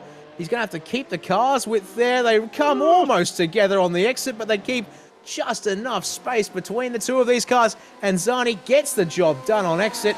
Oh, that one went on for a good bit of the track there, and, oh, watch out. Trevor Hearn thinks about the inside, but Zani is able to cover that one off that time into the second of the horseshoe. So that change mission is done, but look who's joined the fight. Mike Pepper has caught back up to these two. They can resume the three-way fight they had, as it's now for third on the finally corrected order, now that everyone has come down the lane to get home to the end of this race. Ray Oliver, meanwhile, he's made his way up into 6th in that fight on the right side of your screen. Dean Hunt trying to chase him down and pass him back side by side between Zani and Hearn. And I think Alec is certainly going to fight for this P3 with everything he's got, because good results have been hard to come by for the driver of the number 69. And a third place would certainly be a fantastic result for him. But there we go. It looks like Hunt has managed to lose a little bit of touch to Ray Oliver there. But you see the slipstream start to come in. And have a look at Mike Pepper as well on the left there in 5th place, looking to go for 3rd, trying to round up Trevor Hearn down the run to turn 1. Oh, yeah. Can't quite get there, can Mike Pepper. Same can be said for Trevor Hearn there. Meanwhile, that battle behind for 6th. Oliver and Hunt side by side into turn 1. Oliver's able to hold the inside down, though, and will stay where he is. But Kyle Ridley joins the fight, so it's 2 groups of 3 fighting over their respective positions here. And, well, that group of 3 there for 6 could easily become the back half of the top 10. As, oh, that's wide from Ray Oliver. Dean Hunt wobbles in response, trying to make sure there's space. Kyle really trying to go, no! Contact between the 2 mindset cars. And, oh, Hunt wobbles and wobbles, but he's in the grass and hopping across the humps in the track there. That's going to be a long and lengthy recovery back to the circuit there. And outside the top 10, he will fall to 12th. Meanwhile, back to the fight for 3rd. They're still going at it. Zani leading onto the oval this time, Reese. But, oh, Hearn is there. He's certainly got a very good chance to challenge into the bus stop once again. They do that, though. And Mike Pepper will be absolutely, surely a smile on his face when they come out of the bus stop. It'll give him a fantastic run as back and forth they go. Hearn to the inside this time as they approach the bus stop chicane. They've been going side by side several times through. Zani later on the brakes. He's going to pull it around the outside. That's going to hold them up in the middle. Oh, wobble for Hearn there. It's actually blocked up. Pepper behind Reese. So they actually don't change positions, and they're going to have to reset the draft run around to turn 1 again. Oh, goodness, that they will. Alex Zani getting himself a good gap now over Trevor Hearn and Mike Pepper. These guys, of course, all on their own on the track here. They're 10.5 seconds behind the leader, Gianni Lutsu. Is this going to be a move up the inside? No, it's not. Obviously yielding a little bit there is Mike Pepper. He's got to try and judge this properly, because he's seen multiple times the fact that Zani and Hearn have gone side by side through the bus stop. He doesn't want to get too involved with that as Anthony Jewell comes into the pits, and that is a penalty from what I'm seeing in the in-sim chat. Looks like that might be for an earlier incident. Brodie Watts, meanwhile, on his own in second place and only recently pitting. He should have enough to make it to the end. And these guys battling as hard as they are, I don't think Watts is under any threat for second. Yep, and more incident was for Barry Punter and Neil Woodburn towards the back of the field. Has seen a post-race penalty for car 440, which is Barry Punter. So more post-race penalties to be applied there by the race control team.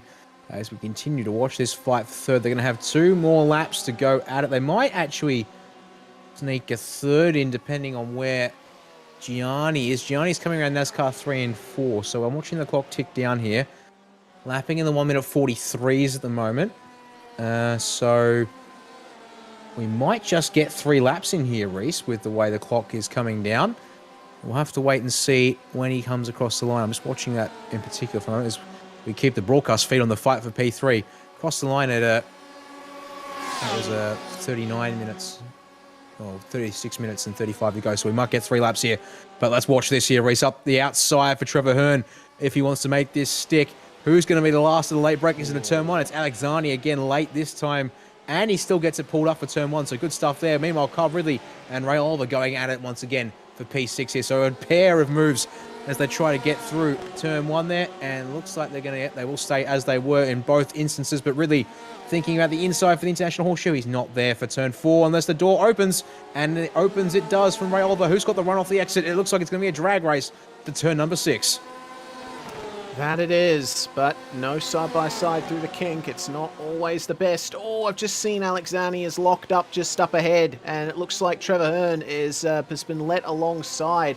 There was some dramas there with a car going off the circuit. It looks like Barry Punter letting people by, and John Lee, unfortunately, having an issue of his own that resulted in Zani locking up into the corner. And this is going to give the biggest of chances to Trevor Hearn. He's going to now have the outside line here into the bus stop, but loses all of that momentum in the draft. He'll have to wait until the straight line, use the ramp off the top of the banking to try and get a bit of extra speed. Hello, Mike Pepper. He's going to try and almost make it 3 wide on the way in, but it's not going to happen. Zani defending like a lion, as Fernando Alonso would say, and still manages to stay ahead of Trevor Hearn. This has been an incredible defense from Zani, I have to say. He's making full use of the defensive lines for the bus stop. And, well, to be honest, Mike Pepper needs to maybe try and work that out. Actually, there we go.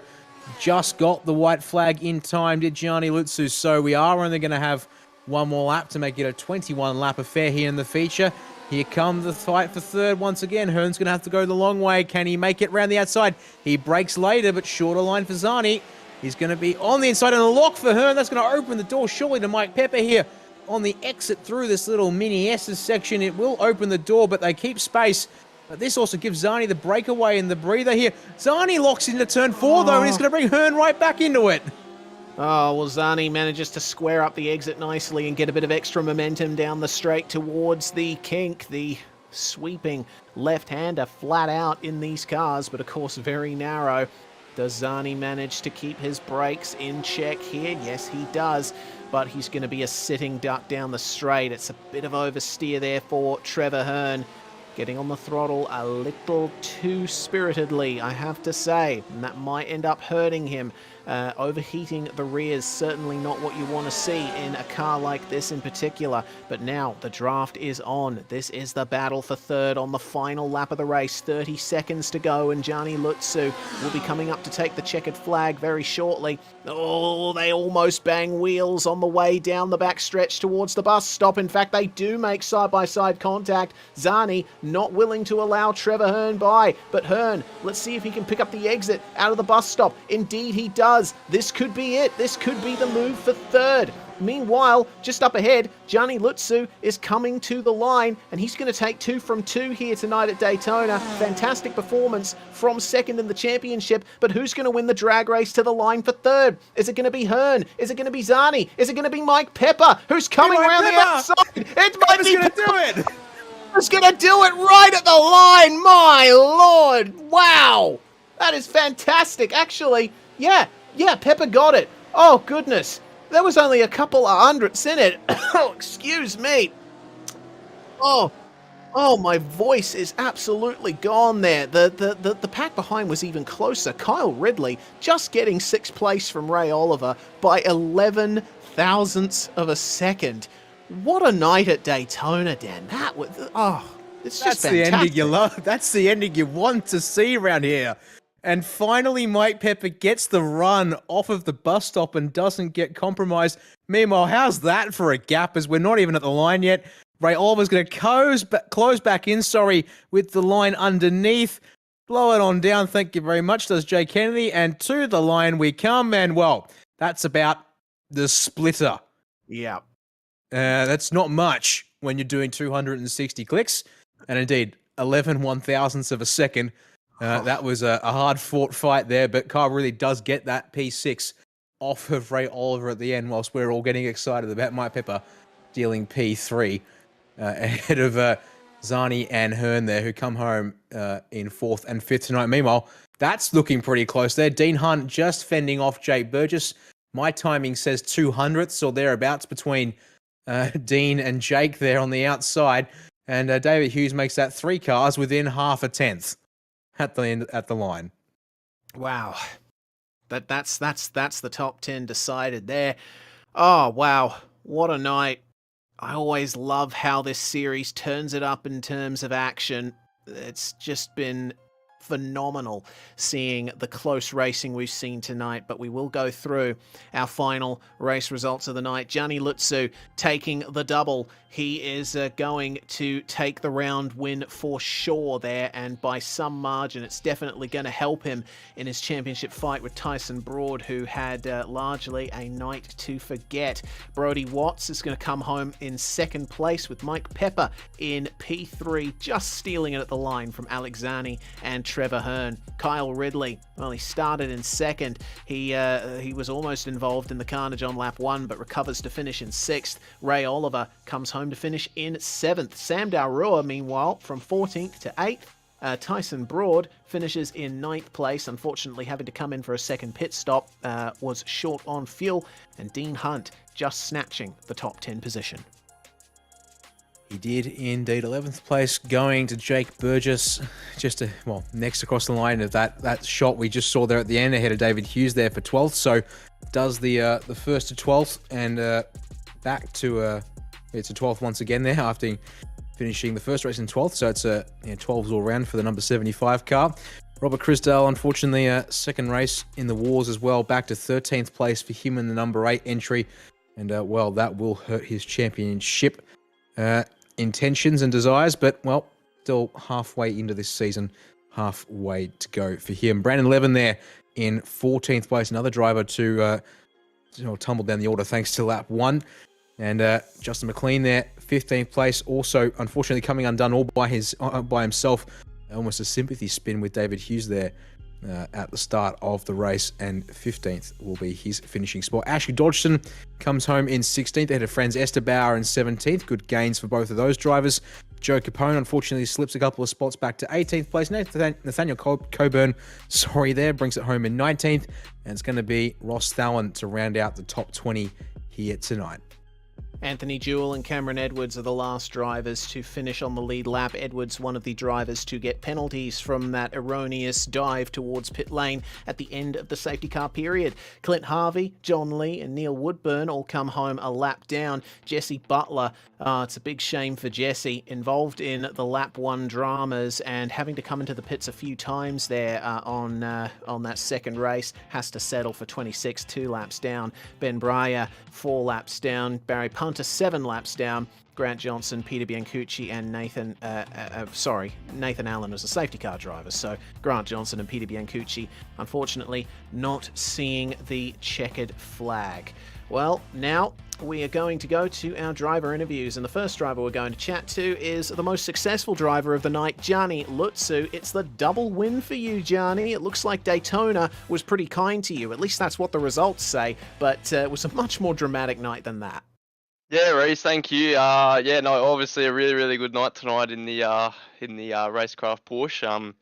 I wasn't really expecting to come out with a double win, especially with how my season's sort of gone so far in the feature races, especially. But yeah, I didn't really do much practice tonight, to be honest. I just jumped in and went and did the practice and see where I ended up. But yeah, no, obviously race one was really, really good. We didn't really qualify as best as we could have done. Obviously the tow helped out a bit with a few drivers, so they piped me there. But yeah, no, race one was really good. We got through cleanly, and yeah, no, we ended up getting out front and getting a gap. And then yeah, the second one was a bit more hectic. I yeah seemed to get a bit ahead of myself and went onto the grass, and then came back on and got a bit of the taily slide, and yeah, caused a pretty big incident. But yeah, luckily it was yeah, it wasn't that bad to sort of affect my car, so I was able to keep going. But yeah, no, other than that, it was a really, really good night. That it was, and I think certainly going to help you in your championship battle with Tyson Broad, because Tyson, unfortunately, not coming away with the result in race two that he would have wanted, despite a podium in the first race. So things have definitely tightened up between you two there. Yeah, 100%. It's always really good trying to try to get the best result out of the car, and especially to get both P1s in both races. It obviously helps out a lot, especially when it's so close up front in the championship. I think before this round it was 40 points, I believe. But yeah, no, it's obviously really good to get those results in, because at the end of the day, every point sort of counts. But yeah, a bit unfortunate for Tyson tonight. Obviously, he had quite a good first race, but then he got a bit caught up in that second one. And yeah, I think he tried to go into the pits during the safety car, and I think it caught him out with the max fuel limit. So he obviously couldn't put as much fuel as he probably would have wanted. But yeah, no, it worked into my favour, so I can't complain about it. Well, we go to Oran Park next, the track where the series made its broadcast debut on SimSpeed TV. It's certainly a place near and dear to a lot of us. How do you think it's going to go there? Yeah, well, last season I did quite well there. I think I got a race win and a podium in the feature. So we went pretty well there last time. It's obviously quite difficult, it being such a tight track to pass. So it makes it difficult in that sense. And one little mistake sort of puts you out into the fence. So yeah, it'll be difficult, but it makes it a good challenge. And yeah, obviously quite a few people find it quite difficult to go fast around there. And yeah, somehow I seem to get it most times. But yeah, no, we'll see how we go, obviously, and yeah, we'll just take it race by race and see where we end up, really, and yeah, just keep chipping away at those championship points. Well, before we let you go, Johnny, anyone you'd like to thank for your double win tonight? Yeah, obviously, big thanks to Racecraft Simulations and John Lee for all their support as always. Without them, I wouldn't be really racing in this series. So yeah, big thanks for their support, and yeah, thanks to all the boys from Racecraft tonight for all their support and helping me out during the race and keep me calm headed. And yeah, no, looking forward to next round. Should be quite good. Should be indeed. That's Gianni Lutsu, winner of the round here at Daytona tonight. Next up, we do have Brody Watts, who came home with a podium in race two, stood by with Dan Yeaman. Thank you there, Reese. Well, Brody, looks like it was a great qualifying result for you to start off tonight, but well, almost came undone there with a small contact, turning into a bit of a slip and slide there in the first heat race. But an excellent recovery, we have to say, to get back to second place. Having had that kind of an incident there in the first race, what do you do to your mindset to make sure you're focused on getting through that second feature race nice and clean to maximize your result tonight? Yeah, it was a tough one. Just got to kind of reset, go, and I sort of took a few paces around the house just to sort of settle down. I mean, it's the second race where there's the big points, so that's the more important results. So yeah, it is very difficult though, and even throughout the rest of the race, like the damage that had been done to my car. I knew that I was quicker than cars ahead of me, but I was probably losing, close to a second and a half a lap just through the damage. So, yeah, really happy with the recovery. Yeah, I mean, certainly that's a good point to make here. Obviously, a track that's so dependent on straight line speed, and these cars in particular having quite sophisticated, well, quite sensitive bits and pieces on them that will affect that speed if they get damaged. I guess was ever pitting to fix the car in that first race ever a thought, given the amount of time you would have lost having to come down the lane, even though it would mean you come out with a clean car afterwards?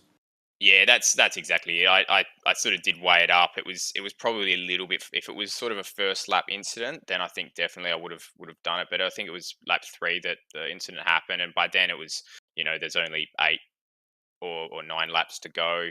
By the time you lose your 20 seconds. I'm not going to make up 20 seconds for the rest. So I just thought I'd wear it and see where I came out. So it wasn't too bad. I think I was P17 in the first race, which meant I was close to the fast guys when that was my main sort of recovery target, I guess, is try and get close to the guys that are winning the first race. So hopefully could follow them through if there was a clean start.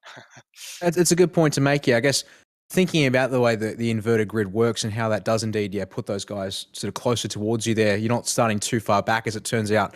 I guess you talk about that. I guess that's a good motivator, knowing you're only going to make up a couple of spots before you catch those guys. I guess what did you sort of build a game plan after race 1 about how you wanted to sort of go through race 2 in terms of setting up for initially? Obviously, the safety car does change things there, but sort of was there a plan in mind, or was it really just sort of you have to go with what happens? Yeah, I mean, definitely. I got a plan in my mind that it's just past cars, but there is these races. I've done enough of them now to know that it's never that simple. There's always something that's going to happen, whether it's something to yourself or something to the others around you. And yeah, I was very fortunate during that first lap that I sort of picked up 6 or 7 spots, so that kind of boosted me ahead. And then it was just I knew that Gianni was he was very quick, and I knew I just had to sort of try and keep up with him. He obviously was a little bit quicker, but there's always next time. Indeed, that's a good point to make. Well, speaking of next time, it will be going to Oran Park as the next round of the season, and certainly quite a change in track from a high-speed circuit like Daytona here. Sort of any thoughts about what that might look like for you, given it's 3 weeks away before we race next? Yeah, I think it'll definitely be a track that's all about qualifying. We raced there last season, and it's a very narrow track, short straights. Even the front straight, it's got the sort of kink at the end, and it doesn't really allow for easy passing. So you've got to either be pretty creative with your passing moves, or you've got to be at the front to start with. So hopefully I can be at the front to start with. Well, before we let you go, Brody, who do you like to thank? Anyone you want to thank for the results tonight? I'd just like to thank 949 Sim Racing for they've done the livery for me, and we do a lot of racing together, so it's really good support. They'll be watching, I'm sure. Thanks to them for everything, and you guys for hosting SimSpeed, and cheers. There we go. Thank you very much. P2 in the feature race to Brody Watts tonight. And that leaves us with one final driver to speak to, who will chat with Reese now. And Mike Pepper coming home with it by the barest of margins, but a well-deserved race all the same to you, Reese. Yeah, exactly. That was a fantastic second race for you, Mike. You were in the thick of it all the way through, but the battle between Alexani and Trevor Hearn certainly gave you a lot of chances to catch up. Yeah, it was pretty good to be fair. I think I was in the best spot for the last lap, being in a third car in the train, and then got a pretty good exit out of the bus stop, and it was flying. So it was good end.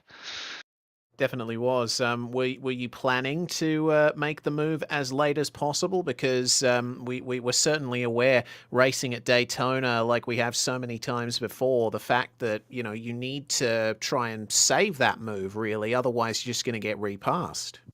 Yeah, once I'd caught them up, I thought I'm just going to hang it. I'm just going to hang out till the end and see if I can do it. Because like you said, if you're the front car, it's tough.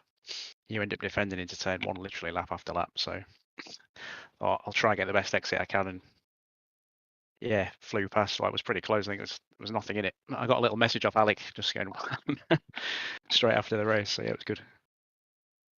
Definitely looks like you stand half a chance of getting into 7th in the championship, at least, with Cameron Edwards not having a very good night. So things are looking good for you coming into the second half of the season.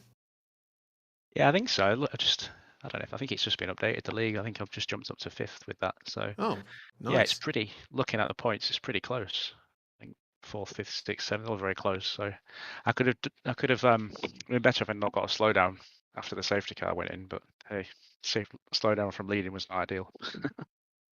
Well, regardless, you still have a podium to your name tonight here at Absolutely. Daytona. Who do you have to thank for it? Oh yeah, again, thanks to Cam for organising it, turning into a great season. Some awesome driving tonight. So yeah, big shout out to Alec and Trevor. That was a great end to the race for all three of us. So Well, that's Mike Pepper there. Last car on the Thanks. podium in race 2. Thanks very much for joining us, Thanks, mate. mate. And Cheers. Bye. yeah, we'll catch you at Oran Park. So now, I guess we bring to an end proceedings for tonight, Dan. Of course, we do go to Oran Park for the next round of the series, a very tight circuit, pretty much the polar opposite to Daytona. Yeah, and well, just saying that there, chatting to Brody a moment ago, yeah, I guess the change in the way you have to sort of go about that race, and I think, yeah, Brody said it quite well there. It's going to be, qualifying is going to be pretty important, but also, I think realistically, it's not just that, it's going to be about how you can race people at Oran Park. That will be important there in 3 weeks' time. So keep that date in mind, folks. It will be, pardon me, I haven't quite got the date in mind myself, but Wednesday the 13th of July, if I'm not mistaken, for that one there. And, well, we're just informed from Director Jay Kennedy, indeed, the points are done via the iRacing League for this series. And as it stands, Gianni Lutsu takes a 5-point championship lead into Oran Park. So there you go, the swing in the series up front, and they extend their margin over P3 to over 100 points. But then, indeed, it closes up still once again amongst those guys inside the top 10. So it'll be a fantastic race to watch at Oran Park when it comes to those championship outcomes there, but we'll have to get to that in 3 weeks' time. So once again, big thanks to everyone here at SimSpeed for broadcasting. But Reese, I'll leave it to you to sign things off for tonight.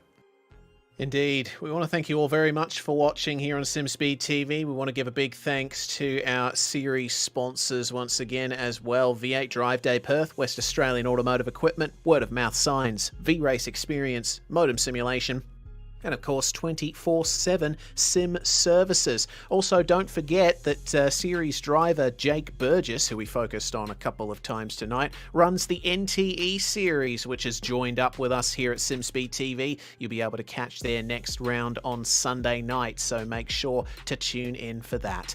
I'm Reese Gardner. It was Dan Yeaman alongside me in the commentary box, with Jay Kennedy making everything happen behind the scenes.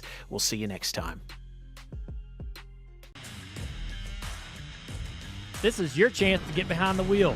The opportunity to race just like the pros. From the grassroots levels, where we all got our start, to the most popular race cars on the planet. From the fairgrounds of Nashville to the high banks of Daytona, to tracks that will never be forgotten. Realistic driving, intense competition, all from the comfort of your own home. This is the ultimate motorsports simulation. This is iRacing.